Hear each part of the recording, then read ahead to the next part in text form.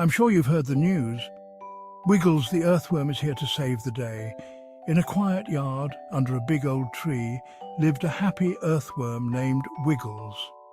One sunny morning, he peeked out of his cozy home and thought, what a beautiful day to explore. As he wiggled through the soil, he met Bella, a curious little girl planting a garden. I want to grow bright flowers and yummy veggies, she said. Wiggles wiggled with excitement.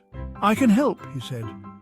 I make tiny tunnels in the soil so water and air can reach the plants, plus I munch on old leaves and turn them into nutrients. Bella's eyes sparkled. Wow, Wiggles, you're amazing.